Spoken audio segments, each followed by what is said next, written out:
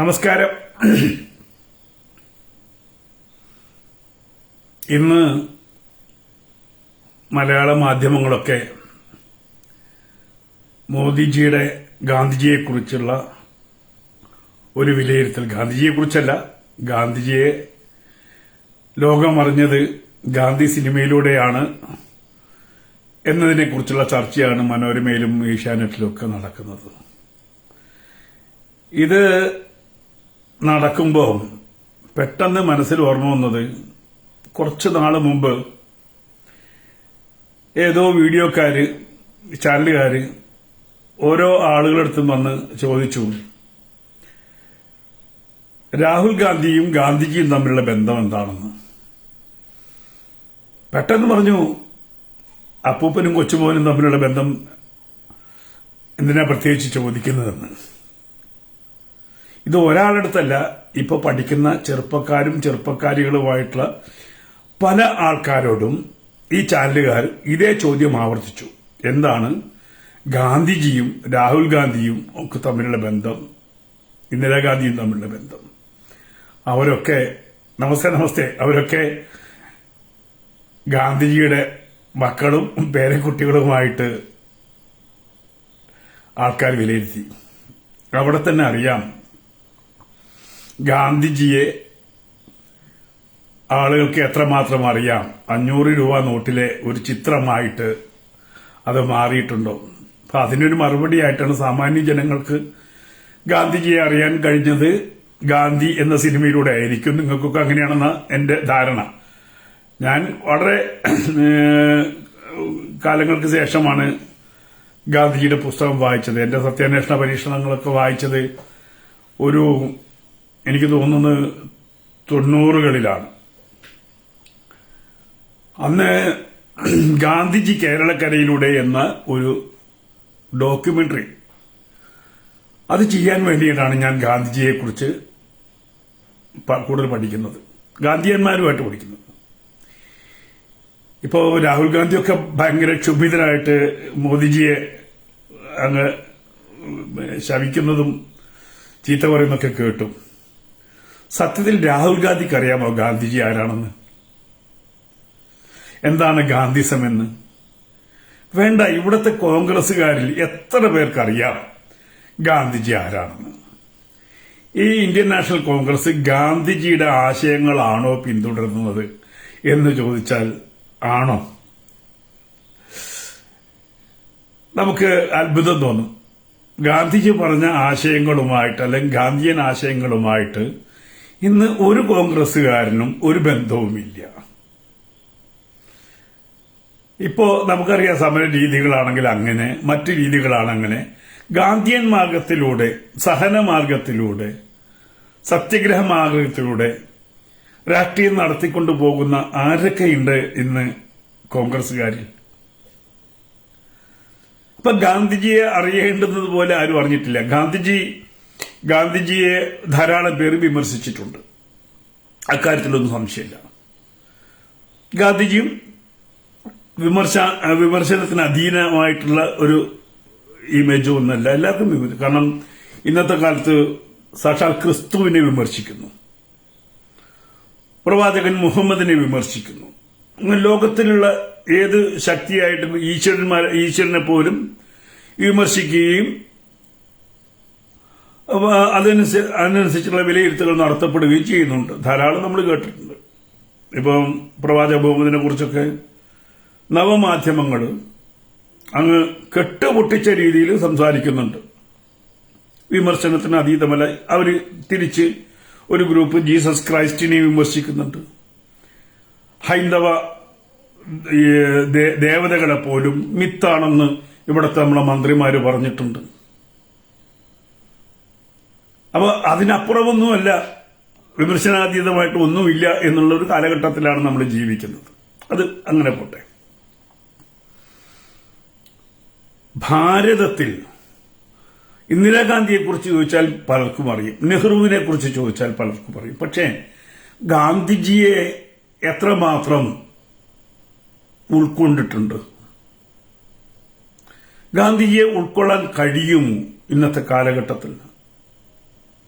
ഗാന്ധിജിയെ അറിയാൻ വേണ്ടി ഭാരതം എന്തു ചെയ്തു?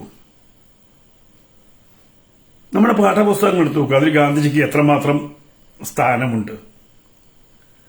ഗാന്ധിജിയെ കുറിച്ചൊരു സിനിമ എടുക്കാൻ വേണ്ടി എവിടെ നിന്ന് ആള് വരേണ്ടി വന്നു? പുറമെ നാളെ ഒരു ഇംഗ്ലീഷുകാരൻ വന്ന് എടുക്കേണ്ടി വന്നു.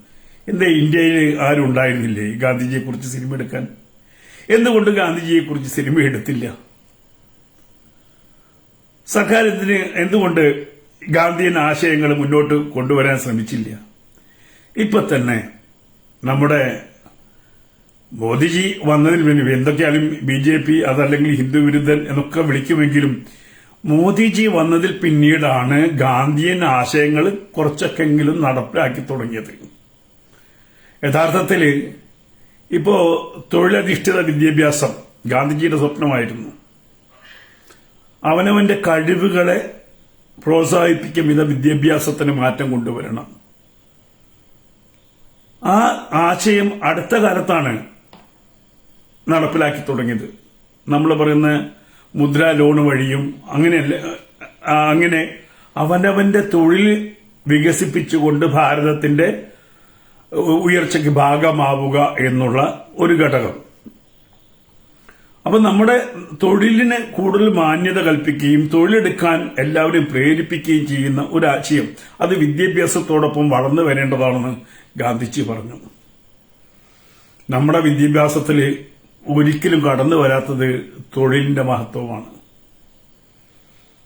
അതേപോലെ തന്നെ വിദ്യാഭ്യാസ കേന്ദ്രങ്ങളിലാണ് ഇന്ന് ഏറ്റവും കൂടുതൽ ലഹരി, അതേപോലെ തന്നെ ക്രൂരമായിട്ടുള്ള റാഗിങ് നമ്മൾ കണ്ടു അല്ലേ? ഒരു പാവപ്പെട്ട പയ്യനെ കുറെ ആളുകൾ ചേർന്ന് ദിവസങ്ങളോളം ക്രൂരമായി മർദ്ദിച്ച് കൊലപ്പെടുത്തിയത് നമ്മൾ കണ്ടു. എന്നിട്ട് നമ്മൾ ഗാന്ധിസത്തെക്കുറിച്ച് സംസാരിക്കുന്നു. നമ്മൾ എല്ലാ കൊല്ലവും കേൾക്കുന്നു KSUം SFIയും ABVPയും ഒക്കെ തന്നെ വിദ്യാഭ്യാസ മേഖലകളിൽ, സ്കൂളുകളിൽ, കോളേജുകളിൽ പരസ്പരം ആക്രമിക്കുന്നു, കൊല ചെയ്യുന്നു. ഇതൊക്കെ നമ്മൾ കേൾക്കുന്നുണ്ട്. അപ്പം ഭാരതത്തിന്റെ ജീവിതചര്യയുടെ ഭാഗമായിട്ട് ഒരിക്കലും ഗാന്ധിസത്തെ ഉയർത്തിപ്പിടിച്ചിട്ടില്ല. വിദ്യാഭ്യാസത്തിലെ സിലബസിൽ അത് ഉൾപ്പെട്ടിട്ടില്ല. എന്നിട്ട് നമ്മൾ എപ്പോഴും പറഞ്ഞുകൊണ്ടിരിക്കുന്നു ഗാന്ധി ഗാന്ധി ഗാന്ധി ഗാന്ധി എന്ന് പറഞ്ഞുകൊണ്ടിരിക്കുന്നു. കോൺഗ്രസ്സുകാരും ഗാന്ധിജിയുടെ പടം വയ്ക്കുന്നു. പക്ഷെ ഗാന്ധിജിയുടെ ആശയങ്ങൾ, എല്ലാ ആശയങ്ങളും നമുക്ക് ഉൾക്കൊള്ളാൻ പറ്റില്ല. പക്ഷെ മഹത്തായ ചില ആശയങ്ങൾ ഉണ്ടായിരുന്നു ഇല്ലേ? മഹത്തായ ആശയങ്ങൾ. ആ ആശയങ്ങൾ കോൺഗ്രസ് ഗവൺമെന്റ് നടപ്പിലാക്കിയിട്ടുണ്ടോ? ഇല്ല. പക്ഷെ ഒരു ഇമേജ് സൃഷ്ടിച്ചുകൊണ്ട് ഞങ്ങൾ ഗാന്ധിയന്മാരാണ് എന്ന് പറഞ്ഞുകൊണ്ട് ഗാന്ധിജിയുടെ ചിത്രവും ആലേഖനം ചെയ്തുകൊണ്ട് നടക്കുക എന്നുള്ളതിൽ കവിഞ്ഞ് ഗാന്ധിയൻ ആശയങ്ങളെ ഇവർ പിന്തുടരുന്നേയില്ല. അങ്ങനെ ഗാന്ധിയൻ ആശയങ്ങൾ പിന്തുടരുന്നായിരുന്നെങ്കിൽ BJP യുടെ വളരുകയേ ഉണ്ടാവില്ലായിരുന്നു. എന്തുകൊണ്ടാണ് BJP വന്നത്? കോൺഗ്രസ് ഗാന്ധിയൻ ആശയങ്ങളിലൂടെ ഇവിടുത്തെ സാധാരണക്കാരന്റെ മുന്നേറ്റത്തിന് വേണ്ടി ശ്രമിച്ചിരുന്നുവെങ്കിൽ അവിടെ BJPക്ക് സ്ഥാനം ഉണ്ടാവില്ലായിരുന്നല്ലോ. എങ്ങനെയാണ് കോൺഗ്രസ് ഇല്ലാതെ പോകുന്നത്? ഈ ഭാരതത്തിൽ നിന്ന് കോൺഗ്രസ് ഒരു കോൺഗ്രസ് മുക്ത ഭാരതം ആയി മാറുന്നത് എന്തുകൊണ്ടാണ്? ഈ ഗാന്ധിയൻ ആശയങ്ങളിൽ നിന്ന് വ്യതിചലിച്ചതുകൊണ്ടല്ലേ.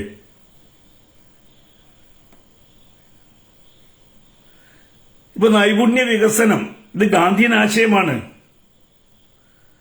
അത് നടപ്പിലാക്കിയിട്ടില്ല. നമ്മുടെ വിദ്യാഭ്യാസ മേഖലകളിൽ തൊഴിലിന് ഒരു മഹത്വവും കൽപ്പിച്ചില്ല. എന്തിനായിരുന്നു ഗാന്ധിജി ഈ ചർച്ചയും തിരിച്ചു നടന്നത്? ഒരു തമാശയ്ക്ക് വേണ്ടിയിട്ടാണ്. സ്വന്തമായി നൂൽനൂറ്റ് അതുകൊണ്ട് വസ്ത്രമുണ്ടാക്കാൻ എന്തിനാണ് ഗാന്ധിജി ഭാരതത്തോട് പറഞ്ഞത്? വിദേശ ഉൽപ്പന്നങ്ങൾ ബഹിഷ്കരിക്കാൻ എന്തിനാണ് ഗാന്ധിജി പറഞ്ഞത്? ഇന്ത്യയിലെ തൊഴിൽ മേഖലകളിൽ അതാത് മേഖലകളിലുള്ളവർക്ക് വളർന്നു വരാനും അവരുടെ നൈപുണ്യം രാജ്യവികസനത്തിന് ഉപയോഗിക്കാൻ വേണ്ടിയിട്ടാണ് അങ്ങനെ പറഞ്ഞത്. കേവലം സമരത്തിന്റെ ഭാഗം മാത്രമല്ല. പക്ഷേ ഗാന്ധിജി പോയി, അത് കഴിഞ്ഞ് സ്വാതന്ത്ര്യം വന്നു. സ്വാതന്ത്ര്യം വന്നിട്ട് നമ്മൾ എരുന്നു. എന്റെയൊക്കെ ചെറുപ്പത്തില് അമേരിക്കൻ ഗോതമ്പും അമേരിക്കൻ പാൽപ്പൊടിയും അമേരിക്കൻ ഓയിലും അത് ധാരാളം ഭക്ഷിച്ചിട്ടുണ്ട് നമ്മൾ ഒരു കാലഘട്ടത്തിൽ. നമുക്ക് അരി ഉണ്ടായിരുന്നില്ല, നമുക്ക് അന്നമുണ്ടായിരുന്നില്ല, ഒന്നും ഉണ്ടായിരുന്നില്ല. ഒന്നുമില്ലാതെ നമ്മൾ അമേരിക്കയിൽ നിന്ന് ഷിപ്പ് വരുന്നത് നോക്കിയിരുന്ന ഒരു കാലഘട്ടം ഉണ്ടായിരുന്നു. അത് ഉണ്ടാവാതിരിക്കാൻ വേണ്ടിയിട്ടാണ് ഗാന്ധിജി പറഞ്ഞത് പ്രവർത്തനം, കർമ്മപഥത്തിലേക്ക് ഇറങ്ങി ഓരോരുത്തരും അവരവരുടെ മേഖലയിൽ പ്രവർത്തിക്കണം, തൊഴിലിന് മാന്യത കൽപ്പിക്കണം. ഒരു തൊഴിലും മോശമല്ല എന്നുള്ളത് കൊണ്ടാണല്ലോ തോട്ടിപ്പണിയും ചെയ്യണം എന്ന് ഭാര്യ നിർബന്ധിച്ചത്, അല്ലേ? അടിമ ഉടമ സമ്പ്രദായം പാടില്ല എന്ന് പറഞ്ഞ് ഗാന്ധിജി പഠിപ്പിച്ചു. അപ്പൊ ഇന്ന് യഥാർത്ഥത്തിൽ രാഹുൽ ഗാന്ധി ഗാന്ധിജിയെ ബഹുമാനിക്കുന്നുണ്ടായിരുന്നുവെങ്കിൽ, ഗാന്ധിജിയെ അറിഞ്ഞിരുന്നുവെങ്കിൽ അദ്ദേഹത്തിന്റെ പേരിന്റെ കൂടെ ഗാന്ധി എന്ന പേര് വയ്ക്കില്ലായിരുന്നു.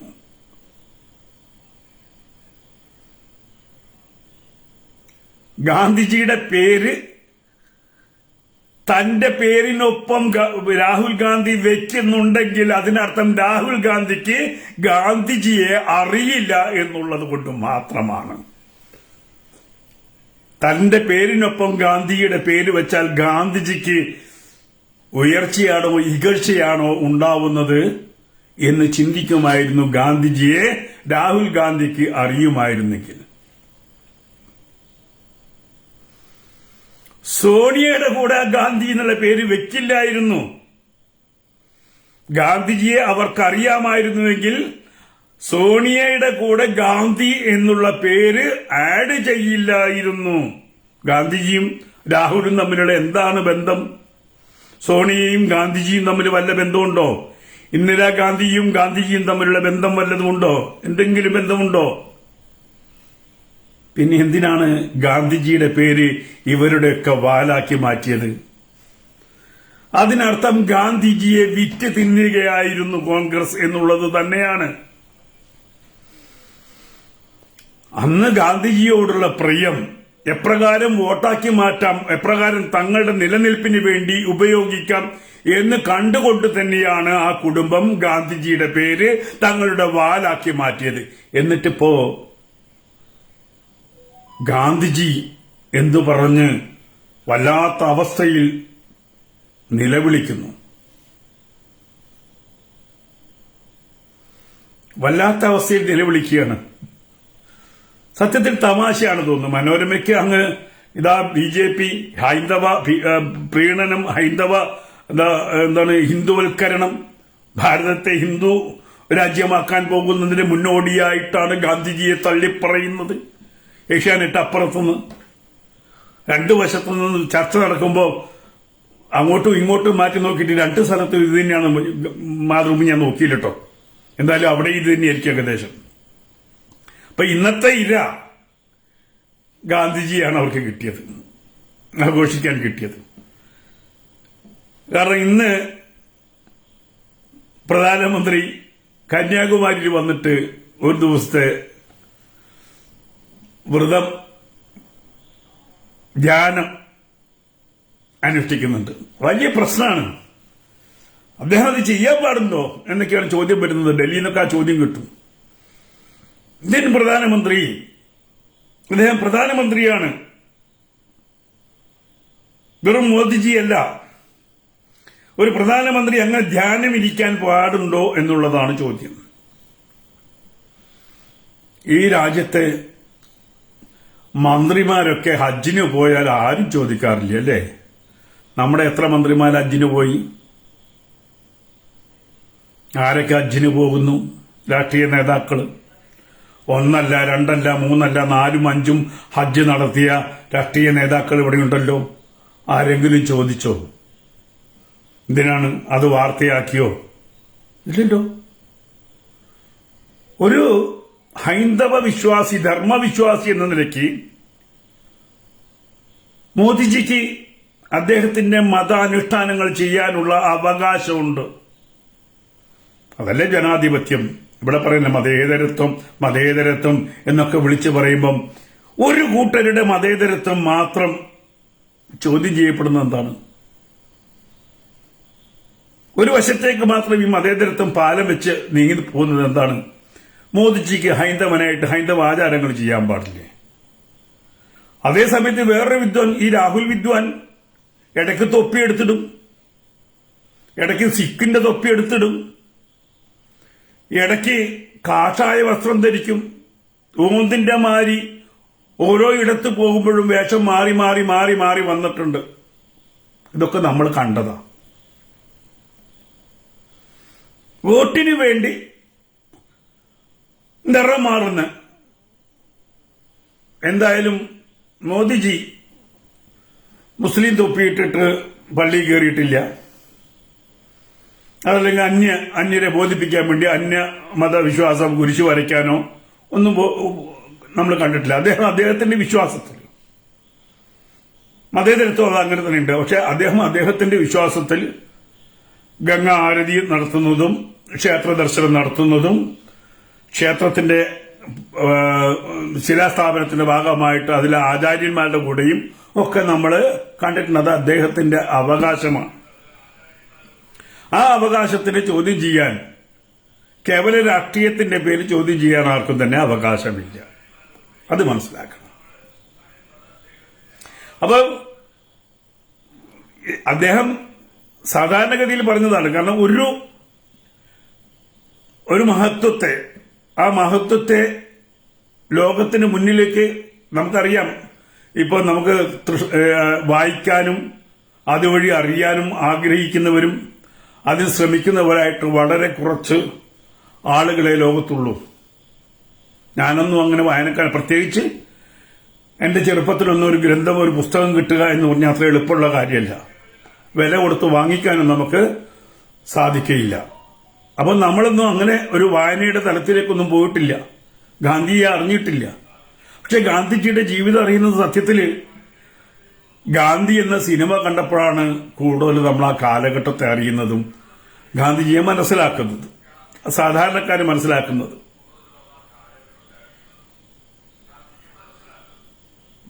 സൗണ്ട് ഒന്ന് കുറയ്ക്കാവോ?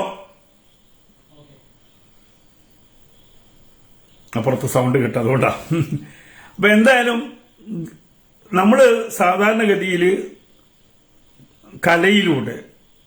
കലയിലൂടെ ചരിത്രം പറയുമ്പോഴാണ് കൂടുതൽ ജനങ്ങൾ ബോധവാന്മാരാകുന്നത്. നമ്മളൊക്കെ ഫസ്റ്റ് വേൾഡ് വാറും സെക്കൻഡ് വേൾഡ് വാറും ഒക്കെ സിനിമയിലൂടെയാണ് അറിഞ്ഞിട്ടുള്ളത്.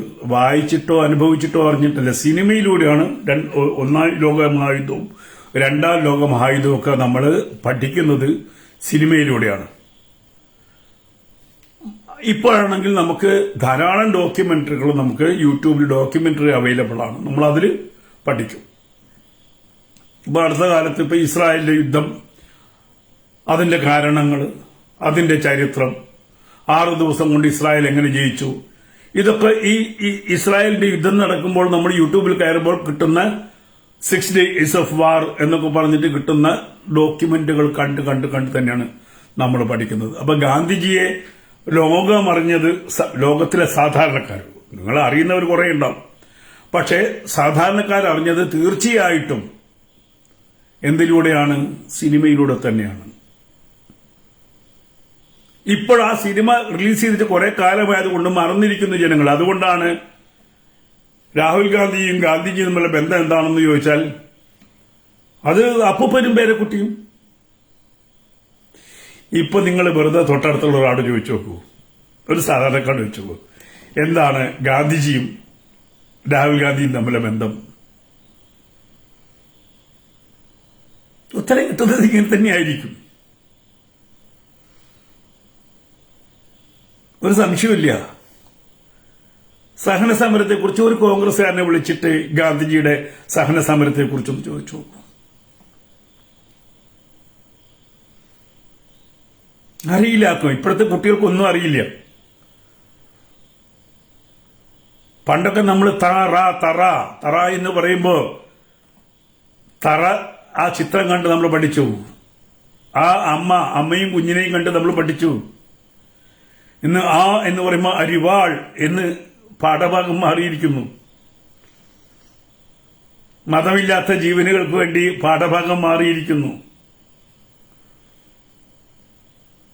ഇന്ന് ഗ്രാമറില്ല. അക്ഷരമറിയാത്തവന് ഫുൾ A+ കിട്ടുന്നു. സ്വന്തം പേര് എഴുതാൻ കഴിയാത്തവന് A+, എല്ലാത്തിലും A+. ഇപ്പൊ അടുത്ത കാലത്ത് ഒരു മേയർ പറഞ്ഞത് ഓർമ്മയുണ്ടോ? എനിക്ക് IPS ആവാനായിരുന്നു ആഗ്രഹം. പിറ്റേന്ന് അവരുടെ മാർക്ക് ലിസ്റ്റ് പുറത്തു വന്നു.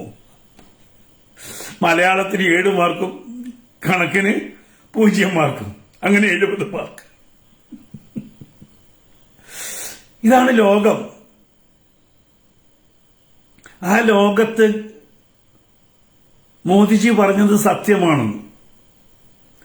ഇപ്പോ ലോകമറിയുന്നത് സിനിമയിലൂടെയും ഡോക്യുമെന്ററികളിലൂടെയും ഒക്കെ തന്നെയാണ്. അതല്ലാതെ ഗാന്ധിയൻ ചരിത്രമൊന്നും നമ്മുടെ പാഠഭാഗങ്ങളുടെ ഭാഗമായിട്ടൊന്നുമില്ല. നമ്മുടെ പാഠഭാഗങ്ങൾ നിയന്ത്രിക്കുന്നത് മതങ്ങളാണ്. അതിന്റെ നിയന്ത്രണ അധികാരത്തിൽ വരുമ്പോൾ പള്ളിയിലച്ചന്മാരുണ്ടാവും, മുസ്ലിംമാരുണ്ടാകും, ഹിന്ദുക്കളായിട്ട് പിന്നെ ആരുമില്ല, സന്യാസിമാരും വരില്ല. പക്ഷെ ഹിന്ദുക്കളായിട്ടുള്ള സഖാക്കളുണ്ടാവും. അങ്ങനെയൊക്കെയാണ് പാഠഭാഗങ്ങൾ. നിങ്ങൾ ഇപ്പൊ പഠിക്കുന്ന ഡിഗ്രിക്ക് പഠിക്കുന്ന കുട്ടിയോട് നിങ്ങൾ ചോദിച്ചു നോക്കൂ, ഗാന്ധിജി ആരാണ്, ഗാന്ധിജിയുടെ ഭാരതത്തിലുള്ള സംഭാവന എന്തൊക്കെയാണ്, ഗാന്ധിജിയുടെ ലൈഫ് എങ്ങനെയാണ്, ഗാന്ധിജി ആഫ്രിക്കയിൽ എങ്ങനെയാണ് മാറ്റം ഉണ്ടാക്കിയത് എന്നൊക്കെ ചോദിച്ചു നോക്കൂ. ഉത്തരം കിട്ടുമോ എന്ന് ഞാൻ വെറുതെ പറയുന്നതല്ല. ഉത്തരം കിട്ടില്ല. എന്തിന്? നമ്മൾ ഗാന്ധിജിയെ മാത്രമല്ല, ഭഗത് സിംഗ്, ഉത്തം സിംഗ്, സുഭാഷ് ചന്ദ്രബോസ്, സർദാർ വല്ലഭായ് പട്ടേൽ, വീര സർവർക്കർ, അംബേദ്കർ, ഇങ്ങനെയൊക്കെ ചോദിച്ചാൽ എത്ര കുട്ടികൾക്ക് അറിയാം?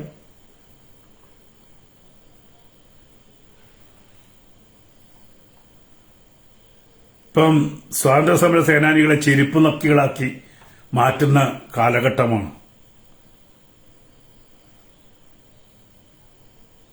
അതിലൊന്നും ആർക്കും ഒരു ദുഃഖവും തോന്നിയിട്ടില്ല. ഈ പറയുന്ന കോൺഗ്രസിന്റെ പഴയ ചരിത്രത്തിൽ രേഖപ്പെടുത്തിയ, സ്റ്റാമ്പ് ഇറക്കിയ സ്വാതന്ത്ര്യ സമര സേനാനി ഇന്ന് കോൺഗ്രസുകാരന് ചെരുപ്പ് നക്കിയാണ്. അങ്ങനെ ചരിത്രം തിരുത്തി എഴുതുന്നതിൽ യാതൊരു വിഷമവുമില്ല. സുഭാഷ് ചന്ദ്രബോസ് വായുവിൽ അലിഞ്ഞു പോയതാണ്. സുഭാഷ് ചന്ദ്രബോസ് വായുവിൽ അലിഞ്ഞു പോയതാണ്. ഭഗത് സിംഗ് കൊല ചെയ്യപ്പെടുന്നത്, തൂക്കുമരത്തിലേറുന്നത് എപ്പോഴാണെന്ന് ഓർക്കണം. ആ ഭഗത് സിംഗിനെ കഴുബനക്കയറിൽ നിന്ന് ഇറക്കാൻ വേണ്ടി അവസാന നിമിഷം ആരെങ്കിലും ശ്രമിച്ചോ എന്നും ഓർക്കണം. വേണ്ടേ? ആ ചരിത്രവും പഠിപ്പിക്കണം. എന്തുകൊണ്ട് പഠിപ്പിക്കുന്നില്ല? ഗാന്ധിജിയുടെ ചരിത്രം മാത്രം പഠിച്ചാൽ പോരല്ലോ. ഭാരതീയർ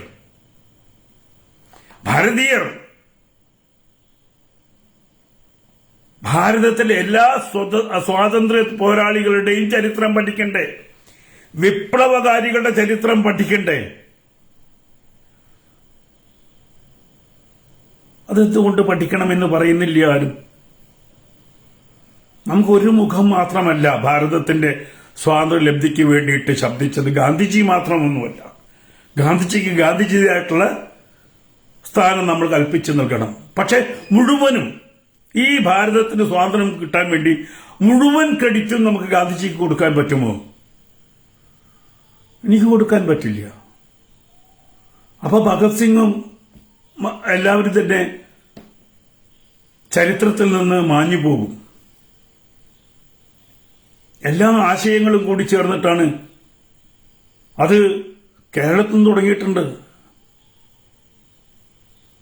കൊച്ചിയിൽ നിന്ന് തുടങ്ങിയിട്ടുണ്ട് നമ്മുടെ സ്വാതന്ത്ര്യ സമര പോരാട്ടം. മറന്നു പോകരുത്. വേലുത്തമ്പി ദളവയിൽ നിന്ന് നമ്മൾ പഠിക്കണ്ടേ? പഴശ്ശിരാജയെ നമ്മൾ പഠിക്കണ്ടേ? ഈ ഗാന്ധിജിയൊക്കെ വരുന്നതിന് മുമ്പ് സ്വാതന്ത്ര്യം എന്ന് പറഞ്ഞ സ്വപ്നം കണ്ട ഒരുപാട് മനുഷ്യരുണ്ട്. ജീവൻ കൊടുത്ത ഒരുപാട് മനുഷ്യരുണ്ട്. അവരെയൊക്കെ നമ്മൾ മറന്നുപോയി. അത് ചരിത്രത്തിൽ ഭാഗമേ അല്ല ഇന്ന്. അങ്ങനെ 21 വർഷം ചരിത്രത്തിന്റെ ഭാഗമായി ജയിൽ ജീവിതം അനുഭവിച്ച് കഷ്ടപ്പെട്ട് വ്യക്തികളെ ഇന്ന് നമ്മള് ഈ പറയുന്ന സത്യത്തെ കുഴിച്ചു മൂടിക്കൊണ്ട് ചെരുപ്പ് നക്കിയായി മാറ്റുമ്പോ ഇവരുടെ ആരുടെയും ശബ്ദമുയരുന്നില്ല. അവരാണ് അയ്യോ അയ്യോ ഗാന്ധിജിയെ അറിഞ്ഞത് സിനിമയിലൂടെയാണ് എന്ന് സത്യമാണ്. അംഗീകരിച്ചു കൊടുക്കണം. ഗാന്ധിജിയെ അറിയുന്നത് ഇപ്പൊ സിനിമകളിലൂടെയും ഈ പറയുന്ന ഡോക്യുമെന്ററികളിലൂടെയും അല്ലാതെ കോൺഗ്രസുകാരന്റെ ജീവിതം കണ്ടിട്ട് കോൺഗ്രസുകാരന്റെ പ്രവൃത്തി കണ്ടിട്ട് ഗാന്ധിജിയെ തിരിച്ചറിയാൻ പറ്റുമോ?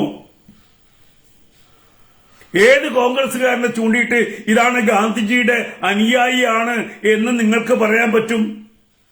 സുധാകരനെ ചൂണ്ടി പറയാൻ പറ്റുമോ? വേണുഗോപാലിനെ ചൂണ്ടി പറയാൻ പറ്റുമോ ഇത് ഗാന്ധിജിയുടെ അനുയായിയാണ്, ഗാന്ധിജി ജീവിക്കുന്നത് പോലെയാണ് ഇദ്ദേഹം ജീവിക്കുന്നത്? രാഹുൽ ഗാന്ധിയെ ചൂണ്ടി പറയാൻ പറ്റുമോ ഗാന്ധിജിയുടെ അനുയായിയാണ്, ഗാന്ധിസത്തിന്റെ വക്താക്കളാണ് എന്ന് ഈ പുതിയ തലമുറയോട് പറയാൻ പറ്റുമോ?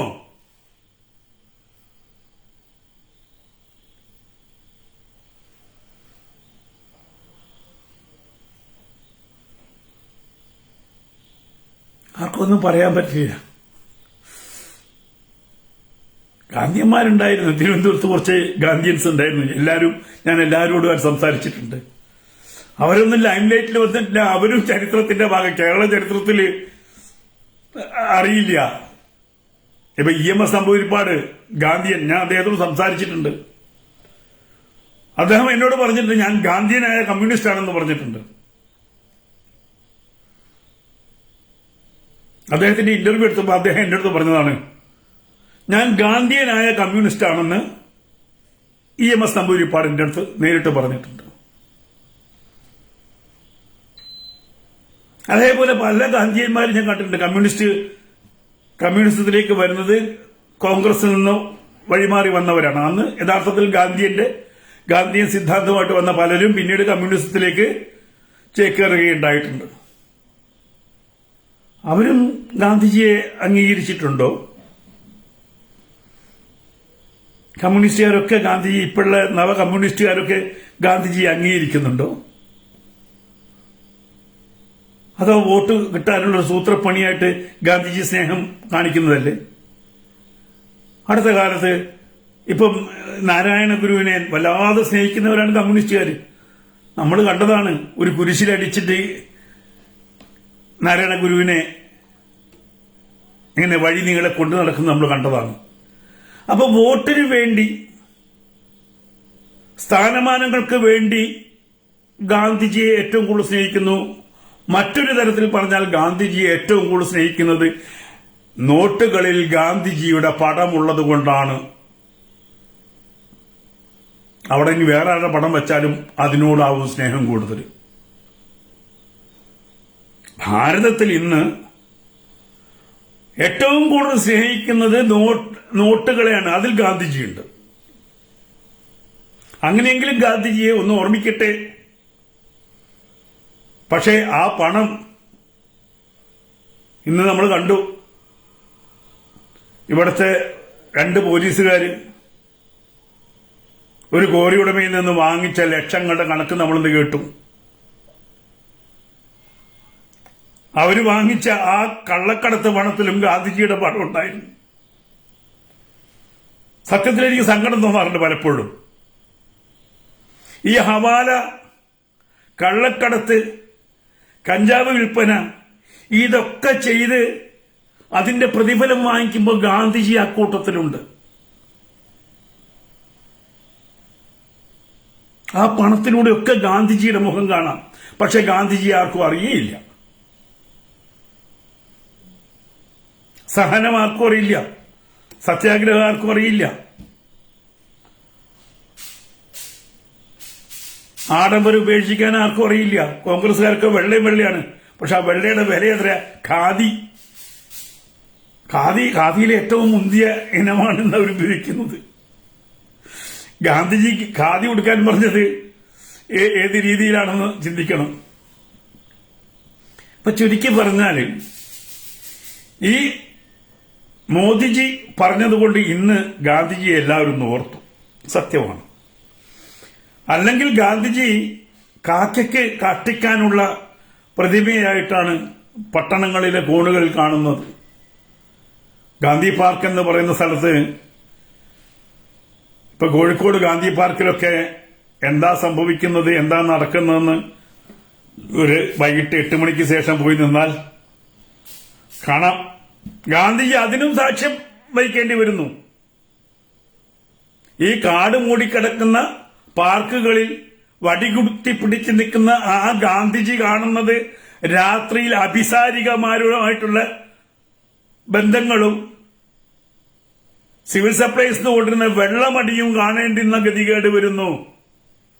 പാർക്കിൽ ഗാന്ധിജി നിൽക്കല്ലേ?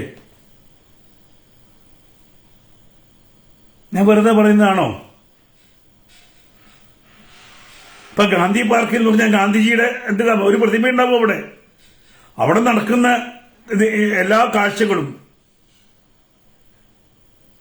ഗാന്ധിജി എല്ലാം കണ്ടുകൊണ്ടിരിക്കുകയാണ്. റോഡിൽ നടക്ക് പ്രതിമയായിട്ട് കോൺഗ്രസുകാരുടെയും കമ്മ്യൂണിസ്റ്റുകാരുടെയും ഒക്കെ ചലനങ്ങളും ഈ പറയുന്ന എന്താണ് ജീവൻ രക്ഷിക്കാൻ വേണ്ടി ചെടിച്ചട്ടി കൊണ്ട് തല്ലിപ്പൊളിക്കുന്നതും പരസ്പരം കുത്തിമലത്തുന്നതും ഒക്കെ ഗാന്ധിജി എല്ലായിടത്തും കാണുന്നുണ്ട്. ജയിലിന്റെ മുമ്പിലും ഗാന്ധിജിയിട്ട് 51 വെട്ടിയ ആൾക്കാരൊക്കെ ഗാന്ധിജിയെ സലാം പറഞ്ഞിട്ടാണ് ജയിലിലേക്ക് കയറുന്നത്. അത്തരത്തിൽ ഗാന്ധിജി എല്ലായിടത്തും ഉണ്ട്. പക്ഷെ ഗാന്ധിജി ഉണ്ടാക്കിയ ഗാന്ധിജി എന്താണോ പറഞ്ഞത് ആ മാനസികാവസ്ഥയിലേക്ക് എത്താൻ ഭാരതത്തിലെ ജനങ്ങൾക്ക് കഴിഞ്ഞിട്ടുണ്ടോ? അല്പമെങ്കിലും മനസ്സിലാക്കാൻ കഴിഞ്ഞത് ഞാൻ നേരത്തെ പറഞ്ഞ പോലെ ഈ സിനിമയും ഒക്കെ കണ്ടിട്ടാണ് ആൾക്കാർ കുറച്ചൊക്കെ മനസ്സിലാക്കുന്നത് എന്ന് ഇന്ത്യയുടെ പ്രധാനമന്ത്രി പറഞ്ഞതിൽ ഒരു തെറ്റും എനിക്ക് തോന്നുന്നില്ല.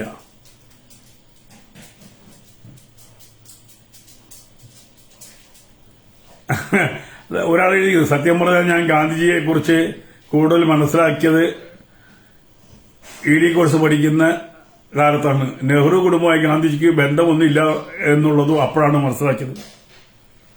ഒരു പ്രേക്ഷകൻ എഴുതിയിരിക്കുകയാണ്. അതാണ് സത്യം. പലരും ധരിച്ചു വെച്ചിരിക്കുന്നത് ഗാന്ധിജിയുടെ മക്കളും മക്കളെ മക്കളുമാണ് ഈ കോൺഗ്രസ് നേതൃത്വം എന്നാണ് ധരിച്ചു വെച്ചിരിക്കുന്നത്.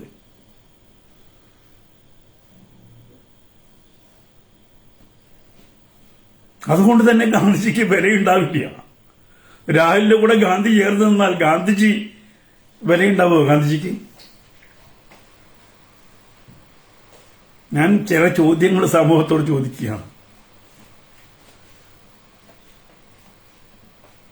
നമ്മൾ സ്മരിക്കണം, ഗാന്ധിജിയെ മാത്രമല്ല, ഭാരതത്തിന് വേണ്ടി രക്തമൊഴുക്കിയ, സമരം ചെയ്ത, തീഷ്ണമായിട്ടുള്ള ക്രൂരതകൾ അനുഭവിച്ച ധാരാളം നേതാക്കളുണ്ട്. ഇപ്പൊ തന്നെ നമ്മൾ സർദാർ വല്ലഭായ് പട്ടേലിന് ഒരു പ്രതിഭ സൃഷ്ടിക്കാൻ ആര് വരേണ്ടി വന്നു?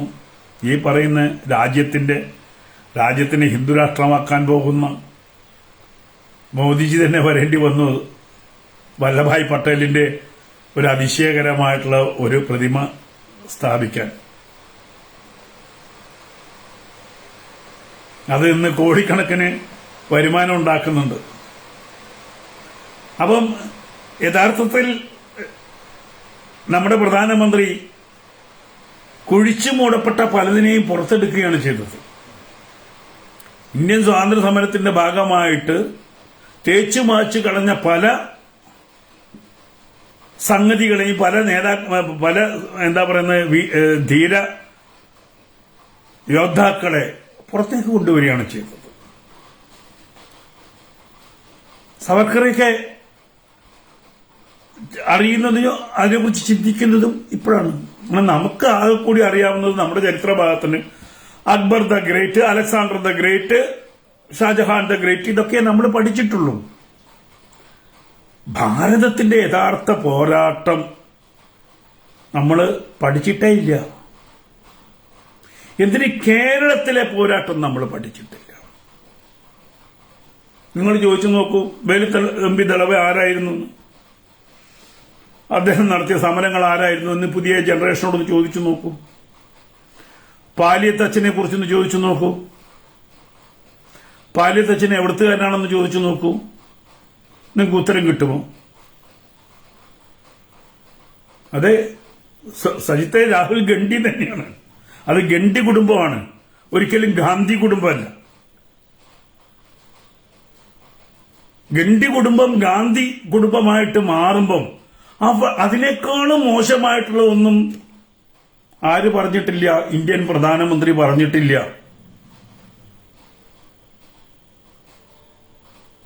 ഇന്ത്യൻ പ്രധാനമന്ത്രി മോശമായിട്ടുള്ളതൊന്നും പറഞ്ഞിട്ടില്ല. ജനങ്ങൾക്ക് ഗാന്ധിജിയെ അറിയില്ല എന്നുള്ളതാ പറഞ്ഞത്. അല്പമെങ്കിലും മനസ്സിലാക്കിയത് ഗാന്ധി സിനിമയിലൂടെയാണ്. അതും 100% സത്യമാണ് എന്ന് ചങ്കിൽ കൈവച്ചിട്ട് ആ ഗാന്ധി സിനിമ കണ്ട ആൾക്കാരോട് ചോദിച്ചു നോക്കൂ. സത്യത്തിൽ അവർ പറയും, ഗാന്ധി ഇത്രയൊക്കെ ഉണ്ടാക്കിയില്ലേ, ഇങ്ങനെയൊക്കെയാണ് ഉപ്പ് സത്യാഗ്രഹം നടത്തിയതല്ലേ, സത്യത്തിൽ അറിയില്ലായിരുന്നു എന്നവർ പറയും. ഇപ്പോഴത്തെ കുട്ടികൾ ഗാന്ധി സിനിമ കാണുന്നില്ല, കണ്ടിട്ടില്ല. കാരണം നമ്മളൊരു നല്ല സമയത്താണ് ആ ഗാന്ധി സിനിമ വന്നത്. ഇപ്പോഴത്തെ കുട്ടികളോട് ചോദിച്ചാൽ അവർക്ക് അറിയില്ല, കാരണം ആ സിനിമ കണ്ടിട്ടില്ല. ഇനിയെങ്കിലും ആ സിനിമ ഇന്ന് കാണും. ചിലപ്പം ഈ ചർച്ച നടക്കുന്നതിന്റെ പേരിൽ ഗാന്ധി സിനിമ യൂട്യൂബിലുണ്ടോ എന്ന് എനിക്കറിയില്ല. ഒന്ന് കണ്ടു നോക്കും കുട്ടികൾ. കണ്ടു നോക്കിയാൽ അത്രയെങ്കിലും കാര്യങ്ങൾ മനസ്സിലാക്കും. അപ്പൊ ഇവിടെ കിടന്ന് മനോരമയിലും മാതൃഭൂമിയിലും ഏഷ്യാനെറ്റിലും വന്ന് ഗാന്ധി ഗാന്ധി ഗാന്ധി ഗാന്ധിജി ഗാന്ധിജി എന്ന് കരയുമ്പോൾ അതിനേക്കാൾ ഭേദം ഒന്ന് ഗാന്ധിയനാവാൻ ശ്രമിച്ചൂടെ? ഒന്ന് ഗാന്ധിയനാവാൻ ശ്രമിച്ചിട്ട് എന്നിട്ട് പറയാം, അതാ നോക്കൂ, ഞങ്ങൾക്കൊരു മാതൃകയുണ്ട്. മഹാത്മാഗാന്ധിയുടെ ചര്യ പിന്തുടരുന്ന, ആശയം പിന്തുടരുന്ന ഞങ്ങളുടെ നേതാക്കൾ ഇന്ന ആൾക്കാരാണ്, അവർ ഗാന്ധിയന്മാരാണ് എന്ന് പറയാൻ ആർക്കൊക്കെയാണ് കഴിയുക? കോൺഗ്രസുകാരിൽ ചർച്ചയിൽ വന്നിരുന്ന് ഗാന്ധിജിയെ കുറിച്ച് പറയാൻ നല്ല എളുപ്പമാണ്. പക്ഷേ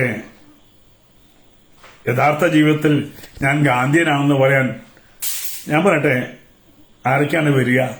എ കെ ആന്റണി വരുവോ? സുധാകരൻ വരുവോ? വേറെ ആരൊക്കെയാ വരിക?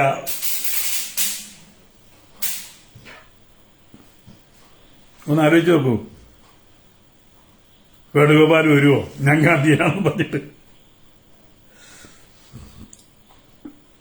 അംബേദ്കറിനോട് കോൺഗ്രസുകാർ ചെയ്തെന്താണെന്ന് എല്ലാവർക്കും അറിഞ്ഞൂടെ?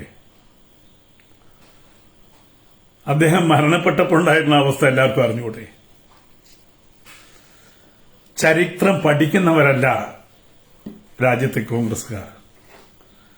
ചരിത്രത്തെ വളച്ചൊടിക്കുകയും ചരിത്രത്തെ വിസ്മരിക്കുകയും ചെയ്യുന്നവരാണ് കോൺഗ്രസുകാർ. അത് മറന്നു പോകരുത്. പിന്നീട് ആവശ്യം പോലെ യഥാവിധി പഴയ ചിത്രങ്ങളെ പൊടിതട്ടി ഉയർത്തി കാട്ടി വോട്ട് തേടാനും അവർ ശ്രമിക്കും. കമ്മ്യൂണിസ്റ്റുകാരെ കുറിച്ച് പിന്നെ പ്രത്യേകിച്ച് പറയേണ്ടുന്ന കാര്യമില്ല. അവർക്ക് അവരുടെ ഗാന്ധിയൻ സ്നേഹം എത്രയാണെന്ന് നമുക്ക് കൃത്യമായിട്ട് അറിയാവുന്ന കാര്യങ്ങളാണ്. അവർ ഗാന്ധിയൻ ആശയങ്ങളോട് യോജിക്കുന്നുകൊണ്ടാണ് ഈ 51 വിട്ട് എന്തിനാ പറയുന്നത്? ഗാന്ധിജിയുടെ പ്രതിമ സ്ഥാപിക്കുന്നത് പോലെയാണ് ബോംബുണ്ടാക്കി പൊട്ടിത്തെറിച്ചവരുടെ സ്മാരകമുണ്ടാവുന്നത്. ഒന്നാലോചിച്ച് നോക്കൂ. നമ്മളൊക്കെ നാട്ടിലെ ഗാന്ധിജിയുടെ പ്രതിമ നമ്മൾ എന്ത് കാണുന്നത്? സ്മാരകമായിട്ട് കാണുന്നില്ലേ? അതേപോലെ കണ്ണൂരിലേക്ക് ചെന്ന് നോക്കൂ. ബോംബുണ്ടാക്കുമ്പോ ആ ഉണ്ടാക്കുന്നവൻ ചിതറിത്തെറിച്ച് മരിച്ചതിന് ആ ബോംബുണ്ടാക്കിയവന് സ്മാരകം. അപ്പൊ ഗാന്ധിയൻ സ്മാരകം പോലെ തന്നെയാണ് കമ്മ്യൂണിസ്റ്റുകാരന് അവരുടെ ബോംബ് നിർമ്മാണ ഫാക്ടറിയിലെ സഖാക്കളുടെ സ്മാരകം.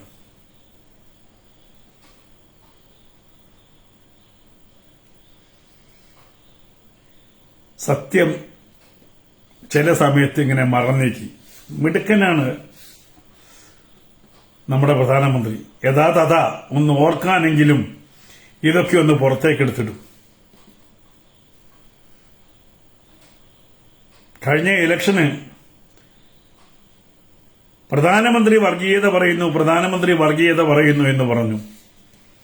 ഈ കേരളത്തിലെ കുഗ്രാമങ്ങളിൽ നിന്ന് തുടങ്ങി ഇന്ത്യയിൽ ആകമാനം മുസ്ലിം സഹോദരങ്ങളെ വശത്താക്കാൻ വേണ്ടി നടത്തിയ മതപ്രീണനം ആരും കണ്ടില്ല. ഏഷ്യാനെറ്റ് കണ്ടില്ല, മാതൃഭൂമി കണ്ടില്ല, മനോരമ കണ്ടില്ല. ഞാനൊരു രാഷ്ട്രീയത്തിന്റെ ഭാഗം നിന്നല്ല, അല്ലാതെ പറയുകയാണ്. എന്തൊരു സ്നേഹമായിരുന്നു മുസ്ലിങ്ങളോട്. ഞങ്ങൾ CAA നടപ്പാക്കില്ല, മുത്തലാഖിനെ ഞങ്ങൾ ഒഴിവാക്കും, ഈ രാജ്യത്തിന്റെ ഭൂമി പിടിച്ച് നിങ്ങൾക്കെടുത്തു തരും, ഇനി എന്തൊക്കെ വാഗ്ദാനങ്ങൾ തരാനുണ്ട് ഒക്കെ തന്നിട്ടില്ലേ? അത് മതപ്രീണനമല്ലേ? അത് മതപ്രീണനമല്ല. ഇതൊന്നും നടപ്പിലാക്കില്ല എന്ന് പറയുന്നതാണ് ഹിന്ദു രാജ്യവൽക്കരണം. എനിക്കും നിനക്കും ഒക്കെ ഒരേ അവകാശമാണ് എന്ന് ബോധ്യപ്പെടുന്നതാണ് ഹിന്ദു രാജ്യവൽക്കരണം, ഹിന്ദുത്വ അജണ്ട. എന്താണ്? അബൂബക്കറിനെയും ജോസഫിനെയും കൃഷ്ണനെയും ഒരുപോലെ കാണണം എന്ന് പറയുന്നതാണ് ഹിന്ദു വർഗീയത.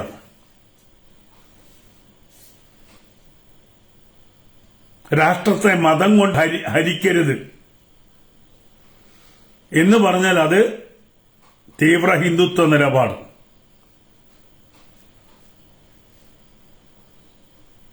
പാകിസ്ഥാനിലും ബംഗ്ലാദേശിലും ദുരിതമനുഭവിക്കുന്ന ഹൈന്ദവരെ ഭാരതത്തിലേക്ക് കൊണ്ടുവരണം എന്ന് പറഞ്ഞാൽ അത് വർഗീയത. എന്തുകൊണ്ട് അവിടുത്തെ മുഴുവൻ മുസ്ലിങ്ങളെ ഇങ്ങോട്ട് കയറ്റിക്കൂടാ എന്നാണ് മറുചോദ്യം. ഇത്തരത്തിൽ മോദി ഭരിക്കാൻ തുടങ്ങിയതിൽ പിന്നെ ഭാരതത്തിന് മാറ്റം വന്നു. അക്കാര്യത്തിൽ സംശയമില്ല.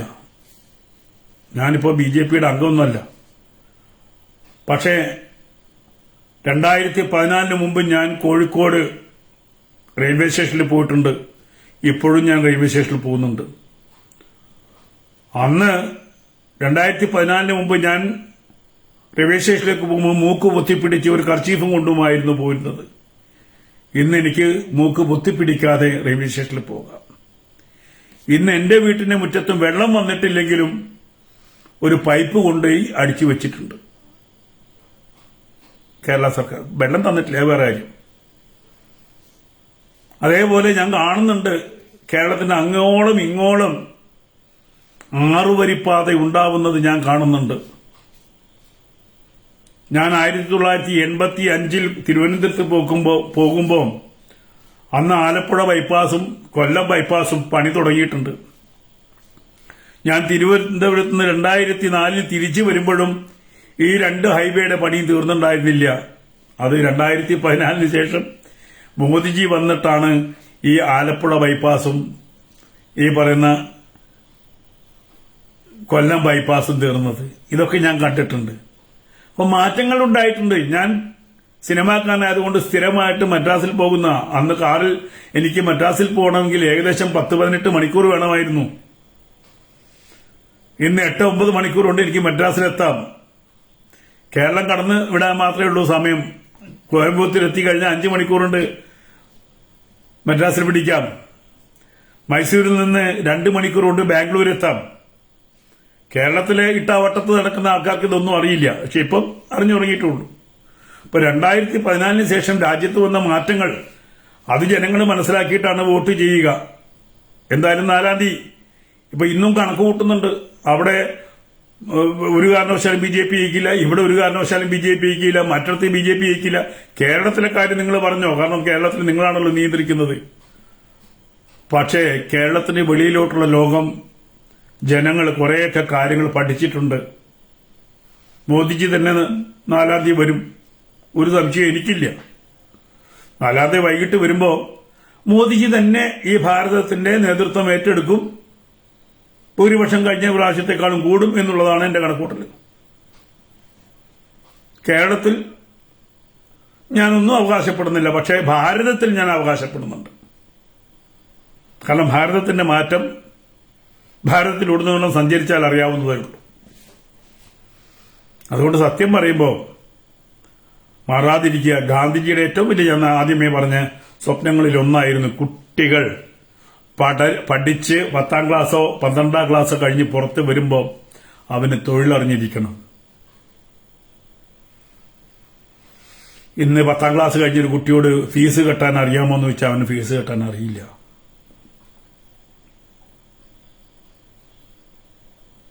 ഒരു ആണിയടിച്ച് ഫോട്ടോ തൂക്കാൻ അറിയില്ല.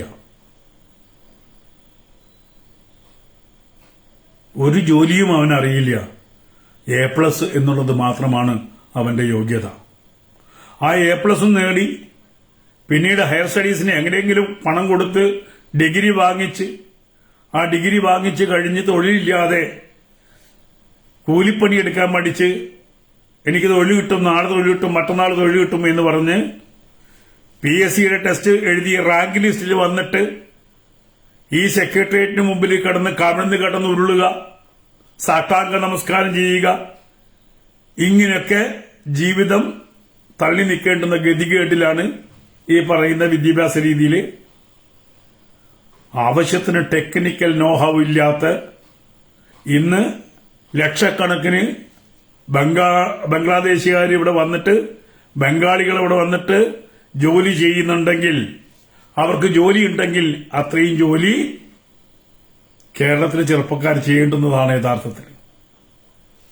മടി കൂടാതെ കൈയെടുത്ത് ഒന്ന് ചുമര് തേക്കാൻ, ഒരു വയറിംഗ് ചെയ്യാൻ, ഒരു പ്ലംബിംഗ് ചെയ്യാൻ, ഒരു തയ്യൽ കട നടത്താൻ, ഒരു ബാർബർ ഷോപ്പ് നടത്താൻ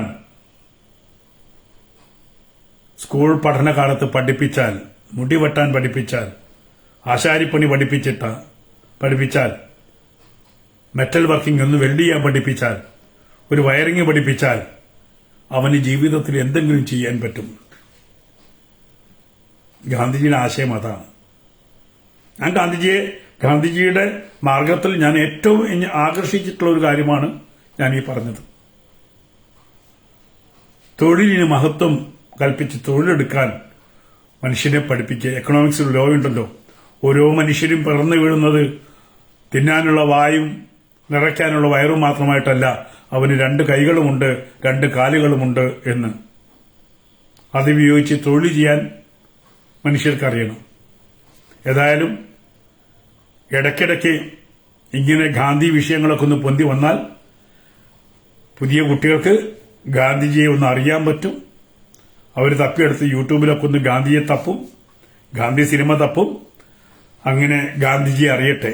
അതല്ലാതെ ഈ കൈക്കൂലിക്കും അതല്ലെങ്കിൽ കൊലയ്ക്കും കഞ്ചാവിനുമൊക്കെ പ്രേരകമാകുന്ന ഒരു കടലാസിലെ ആ മുട്ടത്തലയാനായിട്ടുള്ള ഗാന്ധിജിയല്ല ആളുകൾ അറിയേണ്ടുന്നത്.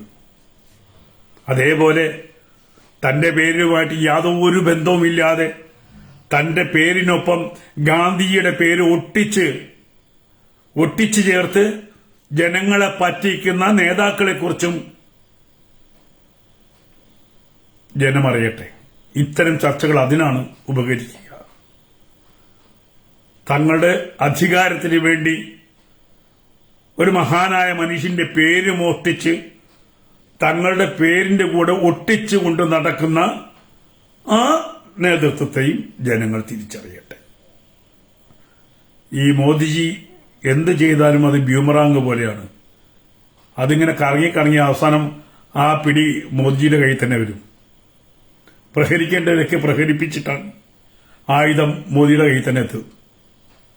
അതറിയാതെ ചാടി ഇറങ്ങുന്നവരാണ് ഇവിടുത്തെ മാതൃഭൂമിയും ഏഷ്യാനെറ്റും സകല മൊട്ടകളും ചട്ടകളും ഒക്കെ ഇറങ്ങി ഇത് ആഘോഷിച്ച് വരുമ്പോഴത്തേക്കും ജനങ്ങൾ ഗാന്ധിജി അറിയും. അതാണ് സത്യം. ഏതായാലും സന്തോഷം. സത്യങ്ങൾ വിളിച്ചു പറയാനാണല്ലോ സജിത്തെ നാവ്. പറയാനുള്ളത് പറഞ്ഞുകൊണ്ടേയിരിക്കണം. കാരണം ഈ മാധ്യമങ്ങളുടെ ഷോ ഓഫ് വല്ലാത്ത ഷോ ഓഫാണ്. തിരുവനന്തപുരത്ത് BJP തോൽക്കുകയാണെങ്കിൽ അത് ആര് കാരണമായിരിക്കും? ഏഷ്യാനെറ്റ് കാരണമായിരിക്കും. മുതലാളിയെ തന്നെ പാര വയ്ക്കുന്ന മാധ്യമം എന്ന് കേട്ടിട്ടുണ്ടോ? തിരുവനന്തപുരത്ത് BJP തോൽക്കുകയാണെങ്കിൽ അതിൽ ഒന്നാമത്തെ കക്ഷി ആരാണ്? തോൽപ്പിക്കുന്ന കക്ഷി ഏഷ്യാനെറ്റ് ആയിരിക്കും. വോട്ട് കുറയ്ക്കുകയാണെങ്കിലും അത് ഏഷ്യാനെറ്റ് ആയിരിക്കും. യാതൊരു സംശയവും വേണ്ട. കാരണം ഏഷ്യാനെറ്റിന്റെ മുതലാളി അവിടെ മത്സരിക്കുമ്പം പണി കൊടുക്കേണ്ടത് ഏഷ്യാനെറ്റിന്റെ കാര്യമല്ലേ? അതേപോലെ തന്നെ ഏതായാലും സന്തോഷം എല്ലാവർക്കും. എല്ലാ ദിവസവും ഇങ്ങനെ ഒരു 8:30 മണിക്ക് ഒന്ന് ചാടി വരും. ഏതായാലും ചീത്തപ്പേരാണ്, നന്നായിരിക്കട്ടെ. എന്തായാലും ഇന്ന് എല്ലാവരോടും ഗാന്ധിജിയെ ഒന്ന് പഠിക്കാൻ ശ്രമിക്കുക, അറിയാൻ ശ്രമിക്കുക. ക്രിറ്റിസിസത്തിന് വിധേയമാക്കേണ്ട കഥാപാത്രമാണ്, മഹത്വമാണ് അദ്ദേഹത്തിനുള്ളത്. എല്ലാ അർത്ഥത്തിലും നിങ്ങൾ ചിലപ്പോൾ അദ്ദേഹത്തെ ഇഷ്ടപ്പെട്ടു കൊള്ളണമെന്നില്ല. കാരണം അത് എല്ലാ വ്യക്തിത്വങ്ങളും അങ്ങനെയാണ്. എനിക്ക് ഗാന്ധിജിയുടെ ചില കാര്യങ്ങളോട് എനിക്ക് താല്പര്യമില്ല. ഇപ്പൊ കസ്തൂർബ ഗാന്ധിയെ തല്ലിയ കാര്യത്തിൽ എനിക്ക് താല്പര്യമില്ല. കാരണം ഗാന്ധിജിക്ക് വേണമെങ്കിൽ ഗാന്ധിജി ഈ മറ്റുള്ളവരുടെ മലമൂത്രം എടുത്തുകൊണ്ട് പോകാം. പക്ഷെ അത് കസ്തൂർബ ഗാന്ധി ചെയ്യണം എന്ന് നിർബന്ധിക്കുന്നത് എനിക്ക് ആ ലോജിക്കുമായിട്ട് യോജിക്കാൻ പറ്റില്ല. അങ്ങനെ പല കാര്യങ്ങളിലും എനിക്ക് ഗാന്ധിജിയുടെ ആശയങ്ങളുമായിട്ട് പലപ്പോഴും എനിക്ക് വിയോജിക്കേണ്ടി വന്നിട്ടുണ്ട്. എങ്കിൽ പോലും ഭാരതത്തിന്റെ കാര്യത്തിൽ നമുക്ക് മഹാത്മാഗാന്ധി അങ്ങനെ ഒരു മാറ്റി നിർത്തേണ്ടെന്നോ അല്ലെങ്കിൽ ഇല്ല എന്താണ് മറഞ്ഞു പോകേണ്ടതോ മറക്കേണ്ടതോ ആയിട്ടുള്ള വ്യക്തിത്വമല്ല. ഒരുപാട് നല്ല ആശയങ്ങളുണ്ടായിരുന്നു. സമൂഹത്തിന് ഈ സമാധാനത്തിന് കൊടുക്കാൻ പറ്റുന്ന ആശയങ്ങൾ, സമരമാർഗങ്ങൾ, ജീവിത സാഹചര്യങ്ങൾ എങ്ങനെ ജീവിക്കണം എന്നുള്ളതൊക്കെ ഗാന്ധിയൻ ആശയങ്ങൾ. അതേപോലെ എനിക്ക് അത്ഭുതം തോന്നിയിട്ടുണ്ട്. കേരളത്തിൽ എനിക്ക് തോന്നുന്നു ഇടുക്കി ജില്ല ഒഴികെ അന്നത്തെ കാലത്ത് ഗാന്ധിജി എല്ലാ ജില്ലയിലും വന്നിട്ടുണ്ട്. കേരളത്തിലെ എല്ലാ ജില്ലയിലും. ഇപ്പൊ വയനാട്ടുകാരോട് ചോദിക്കുക ഗാന്ധിജി കൽപ്പറ്റയിൽ വന്നോണ്ടോ വെച്ചാൽ ആർക്കും അറിയില്ല. പക്ഷെ ഗാന്ധിജി കൽപ്പറ്റയിൽ വന്നിട്ടുണ്ട്. അങ്ങനെ ഗാന്ധിജി തൊടാത്ത മണ്ണ് എനിക്ക് തോന്നുന്നു ഇടുക്കി ജില്ല മാത്രമേ ഉള്ളൂ എന്നാണ് എന്റെ ഒരു ഓർമ്മ. ബാക്കി എല്ലാ ജില്ലകളിലും ഗാന്ധിജി വന്നിട്ടുണ്ട്. ഗാന്ധിജി നട്ട മരങ്ങൾ ഇപ്പോഴും ഇവിടെയുണ്ട്. ഗാന്ധിജി തൊട്ടവരെ ഞാന് ഒടുവിലത്തെ ആൾക്കാരെ പോലും ഞാൻ കണ്ടിട്ടുണ്ട്. ഞാൻ അവർ തൊട്ടിട്ടുണ്ട്. ഗാന്ധിജി തൊട്ടവരൊക്കെ എനിക്ക് തൊടാൻ പറ്റിയിട്ടുണ്ട്. എനിക്ക് തോന്നുന്നു ഗാന്ധിജിക്ക് വളയഴിച്ചു കൊടുത്ത ടീച്ചറെ ഞാൻ തൊട്ടിട്ടുണ്ട്. അതേപോലെ തന്നെ കൗമുദി ടീച്ചറെ ഞാൻ തൊട്ടിട്ടുണ്ട്. അങ്ങനെ എനിക്ക് തോന്നുന്നു എനിക്ക് നല്ലൊരു അനുഭവമായിരുന്നു ഗാന്ധിജിയെ കുറിച്ച് ഡോക്യുമെന്റ് ചെയ്തപ്പം. ഗാന്ധിജിയെ തൊട്ടവരെ തൊടാൻ എനിക്ക് ഭാഗ്യം കിട്ടിയിട്ടുണ്ട്. നല്ല ഗാന്ധിയന്മാരെ കണ്ടവരാണ് ഞാൻ. എന്റെ ആയ സമയത്ത് കേരളത്തിലെ അങ്ങേയറ്റം മുതൽ ഇങ്ങേയറ്റം വരെയുള്ള നല്ല ഗാന്ധിയന്മാരെ, അവരൊന്നും കോൺഗ്രസിന്റെ വക്താക്കളായിട്ട് മാറിയിട്ടില്ല. അന്ന് ഈ പയ്യന്നൂർ അവിടത്തെയൊക്കെ സമരത്തിലൊക്കെ പോലീസ് സ്റ്റേഷൻ സമരത്തിലൊക്കെ പങ്കെടുത്ത ആളുകളൊക്കെ ആയിട്ട് ഞാൻ ബന്ധപ്പെട്ടിട്ടുണ്ട്. അതിന്റെ നല്ല ഓർമ്മകൾ എന്റെ കൈവശമുണ്ട്. അപ്പൊ അതൊക്കെ അന്ന് അങ്ങനെയാണ് ഞാൻ ഗാന്ധിജി അറിയുന്നത്. ഗാന്ധിജി തൊട്ടവരെ തൊട്ട് കാൽ തൊട്ട് വണങ്ങിയ അനുഭവമാണ് എനിക്കുള്ളത്. അത് എല്ലാവർക്കും കിട്ടിക്കൊള്ളണമെന്നില്ല. അപ്പൊ ചിലർക്ക് സിനിമ കണ്ട് മനസ്സിലാക്കാനേ പറ്റുള്ളൂ. കാരണം ഗാന്ധിജിയെ മനസ്സിലാക്കാൻ ഇന്ന് മാർഗങ്ങളില്ല. ഒരു സാധാരണഗതിയിൽ ഒരു ഐക്കൺ വെച്ചിട്ടാണ് എല്ലാവരും പഠിക്കുക. ഇത് ഐക്കൺ തന്നെ കാക്ക തൂറി ഏറ്റവും മോശമായ അവസ്ഥയിലാണ് ഗാന്ധിജിയുടെ പ്രതിമകളടക്കം. കേരളത്തിലെ ഗാന്ധിജിയുടെ പ്രതിമകളൊക്കെ അങ്ങനെയാണ്. അപ്പൊ അതൊരു ഐക്കണായിട്ട് കുട്ടികൾക്ക് തോന്നില്ല, പുതിയ തലമുറയ്ക്ക് തോന്നില്ല. അത് തോന്നണമെങ്കിൽ അതിനനുസരിച്ചുള്ള പാഠങ്ങൾ വരണം. അതുപോലെ ഗാന്ധിയന്മാരായിട്ട് ആരെങ്കിലുമൊക്കെ മുന്നോട്ട് വരണം. ഗാന്ധിയെ പൊക്കിപ്പിടിച്ചു വന്നാണ് ആപ്പ്. ഗാന്ധിയനെ തൊട്ട് ഉണ്ടായതാണ് ആപ്പ്. ആപ്പിന്റെ അവസാനം ഇന്നെന്തെന്നറിയാലോ? ആപ്പ് ഊരിയ കുരങ്ങന്റെ അവസ്ഥയാണ് ആപ്പിന്റെ. അവർക്ക് മറ്റേ ഗാന്ധി മാത്രമേ ഇപ്പോൾ ഓർമ്മയുള്ളൂ. ഞാൻ നേരത്തെ പറഞ്ഞ ഗാന്ധി തലയുള്ള പേപ്പറിനോട് മാത്രമേ ഓർമ്മയുള്ളൂ. ഇതൊക്കെ നമ്മൾ കണ്ടുകൊണ്ടിരിക്കുകയാണ്. ഏതായാലും നല്ലതാവട്ടെ. ഗാന്ധിയെ എങ്ങനെയെങ്കിലും ആൾക്കാരൊന്ന് ഓർക്കട്ടെ, ചർച്ച ചെയ്യട്ടെ, ഗാന്ധിജിയെ കുറിച്ച് പഠിക്കട്ടെ. നല്ലത്.